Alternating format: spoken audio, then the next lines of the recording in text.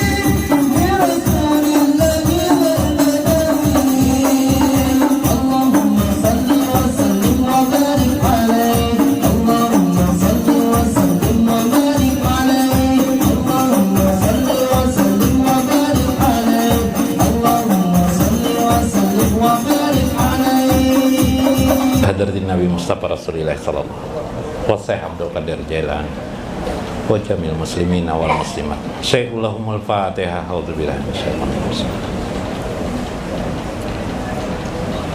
Iyyaka na'budu wa iyyaka nasta'in. Shiratal mustaqim, shiratal ladzina an'amta 'alaihim. Assalamualaikum warahmatullahi wabarakatuh. Waalaikumsalam. Bismillahirrahmanirrahim. Bismillahil malikil qudusis salam. Bismillahil ajijil hakim. Wassalatu wassalam ala sayyidina wa nabiyyina Muhammad wa ala alihi wa sahbihi ajmain. Fa inna insyaallah nadraju li kitabi Syekh Abdul Qadir Jailani Sirrul Asrar wa nafa'ana bihi wa ulumihi biddarain, amin ya rabbal alamin. Mudah-mudahan melalui saluran Syekh Abdul Qadir Jailani, makom kita dari awam masuk ke khawas ditingkatkan Allah lagi menjadi makom khawasul khawas, amin ya rabbal alamin.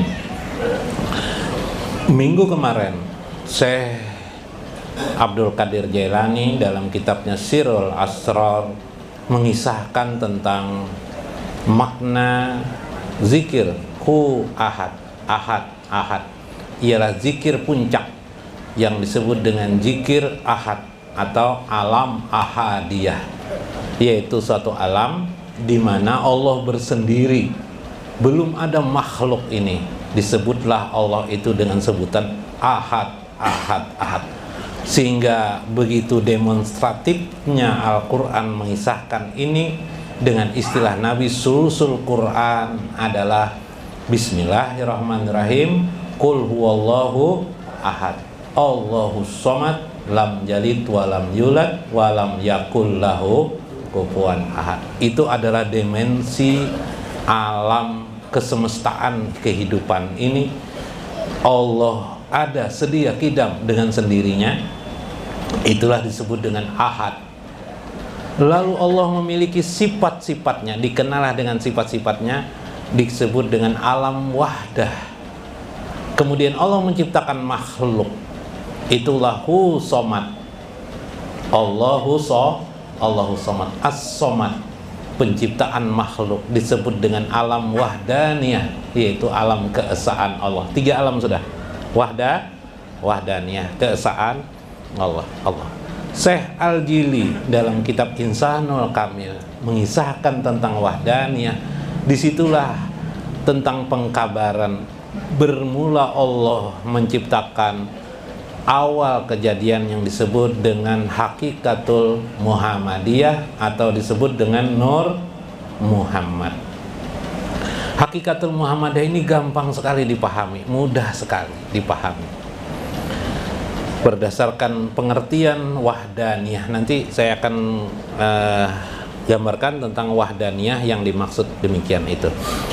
Sebelumnya kita bagian-bagian ini kita pahami. Wa amma wara azalika fala yumkin. Maka di belakang dari cerita itu, ketika Allah berfirman la ilaha illa ana, atau belum berfirman, hanya dirinya saja ada, wahdaniyah, la ilaha illa ana, wahdah, ahad Allah, tanpa huruf, tanpa suara, kita tidak tahu, hanya Allah saja yang tahu. Lalu Allah berfirman la ilaha illa ana, wahdah, Allah adalah esa, tidak ada Tuhan selain aku. Kemudian ada makhluk wahdaniyah, yang tadi hakikatul Muhammadiyah atau disebut dengan Nur Muhammad. Maka ketika itu Allah berfirman la ilaha illa ana fa'budni. Ya lah, dalam Al-Quran begitu kan, tidak ada Tuhan selain aku, fa'budni, sembahlah aku. Bahasa lainnya, bahasa dulu itu sembahlah aku, bahasa lainnya fa'budni, ibadatilah aku. Bahasa Ibnu Abbas dalam tafsir, lihat dalam Jalalain, dalam Tabrani, bahkan dalam tafsir yang mungkin sering dibacakan orang, tafsir At-Tabari, Ibnu Abbas mengatakan yakni arafu yaitu mengenal Allah Subhanahu wa ta'ala. Arafullah, mengenal Allah Subhanahu wa ta'ala. Mereka mengenal Allah. Ailiya'budun arapun ailiya'rafu, yaitu mengenal Allah Subhanahu wa ta'ala. Subhanallah. La ilaha illa ana fa'budni. Apa yang di belakang itu kita tidak tahu sama sekali tentang itu, kata Syekh Abdul Qadir Jailani. Kecuali fala yumkinul akbar anhu li'annahu la tudrikul afham wal ajham.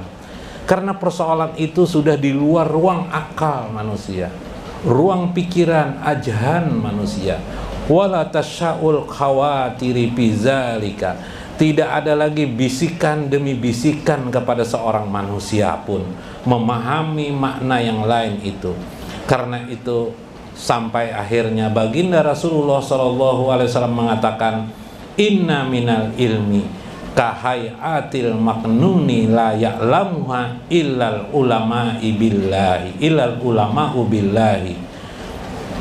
Tidak ada yang mengetahui keadaan itu. Sesungguhnya minal ilmi kahayatil maknun, tentang hakikat alam semesta ini tidak ada yang mengetahuinya kecuali ulama billah. Ulama billah, ulama yang benar-benar kurbah kepada Allah, dekat dengan Allah, atau disebut dengan arif billah. Fa ija nataku bihi lam yunkiruhu illa ahlul girrah. Tidak ada yang bisa mengingkari kalau ulama itu sudah berkata atas sesuatu tentang hakikat itu, kecuali diingkari oleh orang-orang girah, ahli penipu, atau orang-orang yang bodoh yang tidak mengerti tentang. Maksud saya, jangan kamu berdebat dalam persoalan demikian, karena kamu sama saja berdebat dengan orang-orang ahlul girah, yaitu lain ahlul gurah, lain ahlul girah. Girah di sini maksudnya penipu atau yang bodoh. Pal arif yaqulu madunahu, maka setiap orang arif pasti membenarkan semua itu, tidak juga di ruang atas demikian itu. Wal alim billahi yaqulu ma fauqahu, maka orang alim mengatakan kami tidak tahu. Yang tahu itu ialah orang-orang yang dekat dengan Allah Subhanahu wa ta'ala. Fa inna ilmul arif, fa inna ilmal arif sirrullah ta'ala, karena orang alim itu, orang yang mengetahui itu, ilmu yang arif itu atau ilmu ma'rifah itu adalah sirrullah, rahasia Allah Subhanahu wa ta'ala. La ya'lamuhu ghairullah, tidak ada yang mengetahuinya kecuali Allah dan orang-orang yang diberitahu oleh Allah Subhanahu wa ta'ala. Nah, ini penting. Wala yuhituna bisyai'in min ilmihi illa bima syaa. Al-Baqarah ayat 255. Tidak ada yang meliputi segala sesuatu ini dengan sesuatu apapun dengan ilmunya, illa bima syaa, kecuali Allah menghendaki atas demikian itu. Di dalam kitab Insanul Kamil, saya ingin mengisahkan satu pan ilmu, satu bahasan ma'rifatullah, agar kita mengenal tentang siapa yang kita bicarakan itu, supaya pokok keimanan kita makin kuat, makin mengakar, yang terakar di puncak bawah bumi sedalam-dalamnya, yang tembus sampai kepada daun atau sampai ke akar langit. Kalau dalam Isra Mi'raj pernah dengar daun as-sidru. As-sidru itu dada, daunnya seperti dada, lebar. Itu yang dilihat Nabi di Sidratul Muntaha. Daun itu dilihat beliau, pohon itu dilihat beliau di Sidratul Muntaha. Disebut beliau atau disebut ulama dengan pohon as-sidru. As-sidru itu dari kata-kata as-sadru, yaitu dada. Daunnya seperti lebar seperti telinga gajah, mungkin kalau situnya daun gajah kan mungkin. Ada beberapa daun di situ yang mengingatkan tentang bagaimana sifat-sifat Allah Subhanahu wa ta'ala. Di atas Sidratul Muntaha itu tidak bisa lagi ditembus oleh manusia, karena kalau manusia menembusnya dia akan terbakar. Jibril tidak bisa masuk ke Sidratul Muntaha. Siapa yang bisa masuk? Nabi baginda Rasulullah Sallallahu Alaihi Wasallam. Itu ceritanya nanti masuk di Isra Mi'raj. Nah, berkata Syekh Al-Jili, bukan As-Sajili ya, bukan Al-Jili, dalam kitab beliau Insanul Kamil, fa'lam annal wahidiyah, apa ketahuilah keesaan Allah. Berarti ini sudah satu bentuk alam semesta, sudah ada Allah disebut dengan wahid. Allah wahid, Allah yang esa, bukan ahad ya, tapi wahid, Allah yang esa, karena dia sudah menciptakan makhluk. Ibaratun an majlad juhurin, ialah digambarkan dengan majlad juhuri, jelasnya, tampaknya tentang kebesaran dan keindahan Allah Subhanahu wa ta'ala. Ajatu piha syifatun, zat Allah ketika itu dijahirkan Allah dengan sifat-sifat Allah. Kalau kita sekarang belajar agama ini memahami Allah, wujud Allah, nggak bisa memahami kan wujud tuh, lalu digambarkan dengan sifatnya lah, ya sifat 20 tuh ya kah, atau sifat 13 bisa digenapkan dengan sifat 20. Allah wujud, qidam, baqa, mukhalafatul hawadis, ya kah? Apalagi Allah wujud, qidam, baqa, mukhalafatul hawadis, apalagi qiyamuhu binafsih, apalagi wahdaniyah, qudrat, iradat, ilmu, hayun, hayat, ilmu, hayun, basar, kalam, 13 sifat.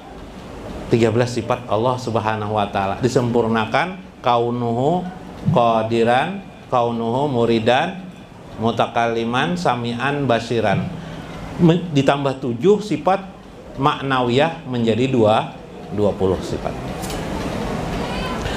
Nah, Allah menggambarkan dirinya dengan sifat-sifatnya.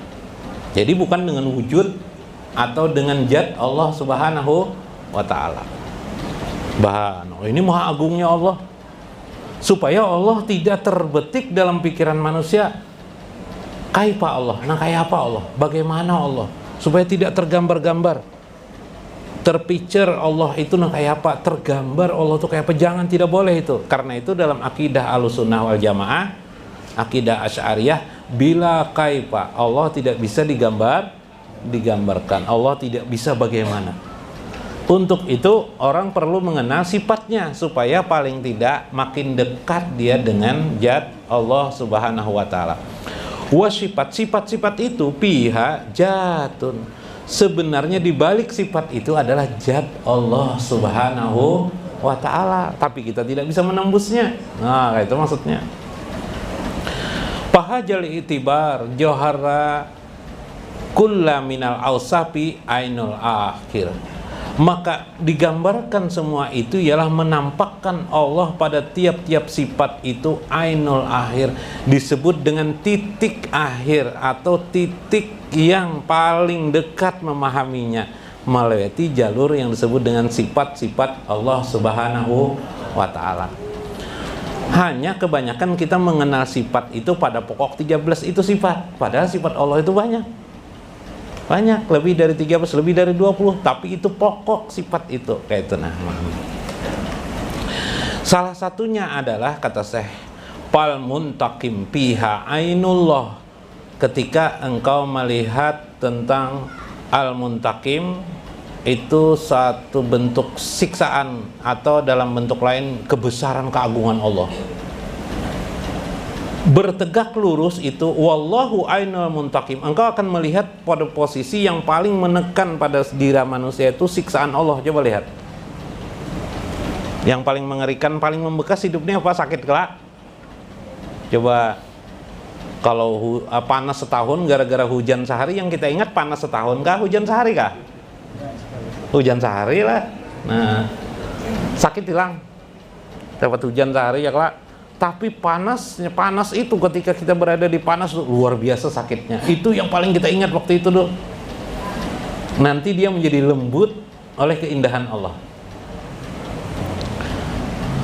Wal muntakim ainul mun'im, maka yang terjadi adanya perlawanan dengan mun'im, pemberi nikmat itu sendiri. Itu sifat yang paling dasar pada kehidupan ini, kita mengenal Allah. Bahasa Banjarnya nyaman dan susah. Bahasa yang berlawanannya ada panas, ada hujan. Apalagi Bib? Berlawanan tuh apa paling mudah? Ada kanan, ada kiri, ada atas, ada bawah. Itu sebenarnya sifat Allah. Berlawanan itu. Tapi kita tidak sadar, makanya di dalam hadis Nabi tidak boleh kita mencela waktu kan? Bolehlah mencela waktu. Tidak boleh. Kenapa? Dalam hadis Nabi, ana dahri, aku adalah sang waktu, kata Allah. No, itu kan bahasanya. Bukan berarti waktu itu Allah, bukan berarti. Maksudnya di situ ada, di balik semua itu ada. Di balik semua itu ada sifat Allah Subhanahu wa ta'ala. Di balik sifat Allah itu ada Allah Zat yang Maha Agung itu. Wa kadzalika ijazaharatil wahidiyah bin nikmah nafsuha wa nikmah ainuha. Maka bertegak luruslah dua di antara itu, ada nikmat, ada siksa. Ya lah, ada kekerasan, ada kelembutan. Dua keadaan itu saling tarik menarik. Wahia ibaratun anir rahmah wa ainin nikmah. Seperti itulah rahmat Allah, ada siksa. Yang mengalahkan api neraka itu rahmat Allah. Kalau pian ingin masuk ke dalam surga, pian berada di rahmat Allah kah?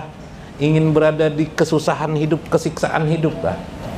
Maka apabila kita berada di kesusahan hidup, baliklah kesusahan johir itu menjadi nikmat di jiwa kita, sehingga tetap kita berada dalam naungan rahmat Allah Subhanahu wa ta'ala. Itu maksudnya di sini. Maka tergambarlah penciptaan Allah itu, kebanyakan Allah menggambarkan sebenarnya adalah rahmat Allah Subhanahu wa ta'ala, karena ada sifat-sifat rahmaniyah Allah, sehingga kebiasaan kenyamanan. Sebagian kita juga melihat kesusahannya. Coba pernah pian melihat anak waktu masih bayi setelah dilahirkan? Ya Pak Bib, kasihan. Jadi ya kalau si ibunya melihat kasihan, itu memandang rahmat tuh. Si ibunya itu melihat bayi itu dengan rahmat. Itu rahmaniyah Allah itu. Sifat rahmaniyah Allah yang termanifestasi dalam gambaran itu. Kemudian si bayinya terlihat oleh ibu itu tuh apa? Kasihan bayi ini susahnya bernapas, mungkin apa Bib? Kalau waktu kecil tuh, kalau kedinginannya, kalau kita selimuti ya lah. Pikiran kita melihat dia kedinginan, kita selimuti dia ya lah. Aneh lah bayi itu, padahal bayinya tidak bisa berbicara kan? Begitu ngek nangis atau bergerak-gerak, susui disusui, ya lah. Adakah komunikasi bayi kepada ibu? Tidak ada kan terlihat, tapi isyarat aja kan? Bahkan kadang-kadang bayi tidak berbicara dibangunkan ibunya, disusui ibunya. Adalah suara? Tidak ada. Tidak ada suara sama sekali. Tapi ibunya tahu, nih jamnya nih jam-jam makan si bayi ini, jam-jam minum nih, kira disusui lah si ibu. Si ibu sepertinya mengerti bahasa bayi.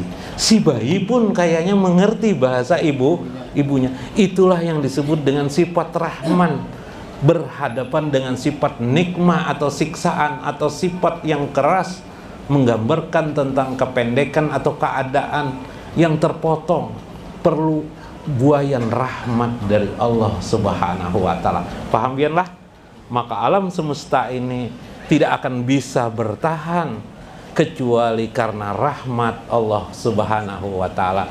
Zikirnya adalah hu hai. Siapa yang ingin panjang umur, sering-seringlah ucapkan hu hai. Siapa yang ingin sehat, afiat tubuhnya, panjangkanlah zikirnya hu hai. Siapa yang ingin bahagia hidupnya, panjangkanlah zikirnya, tarik nafasnya hu hai, kembuskan hai, hu hai. Terasa indahlah hidup itu. Engkau berarti sudah melihat sifat-sifat rahman Allah di wahidah, di wahdaniyah, yaitu sifat keesaan Allah tegak lurus. Hanya wahdaniyah berarti hanya Allah yang bisa menghidupkan. Tegaknya alam semesta ini hanyalah Allah. Berganti akan datang dengan siksa Allah yang disebut dengan hari kiamat. Subhanallah, begitulah bolak-baliknya, kanan kiri, atas dan bawah, kata Syekh Al-Jili. Mudah-mudahan kita dapat memaknai pengertian ini. Ulun minta maaf waktu terlalu agak panjang. Wallahul muwafiq ila aqwamit thoriq. Assalamualaikum warahmatullahi wabarakatuh. Waalaikumsalam. Abdul Jikri Pa'alam anahu la ilaha illallah, la ilaha illallah, la ilaha illallah. Allahu Allah, Allahu Allah, Allahu Allah. Hu hu hu hu hu hu hu hu hu hu hu hu hu hak hu hak hu hak hu hak hu hak hu hak hu hai hu hai hu hai hu hai hu hai hu hai hu qayyum hu qayyum hu qayyum hu qayyum hu qayyum hu qahar hu qahar hu qahar hu qahar hu qahar hu wahab hu wahab hu wahab hu wahab hu fatah hu fatah hu fatah hu fatah hu wahid hu wahid hu wahid hu wahid hu wahid hu wahid hu somad hu somad hu somad hu somad hu somad hu ahad hu ahad hu ahad hu ahad ahad ahad ahad ahad. Allahumma sholli salatan kamilatan wa salim salaman taman ala sayyidina Muhammadin alladzi tanhalu bihil uqadu wa tanfariju bihil qurabu wa tubda idu wa tunalu biragha ibu wa husnul khawatimi wa yastasal gomamu biwajihil karimi wa ala alihi wa sahbihi fi kulli lamhati wa nafasin biadadi kulli malumillah.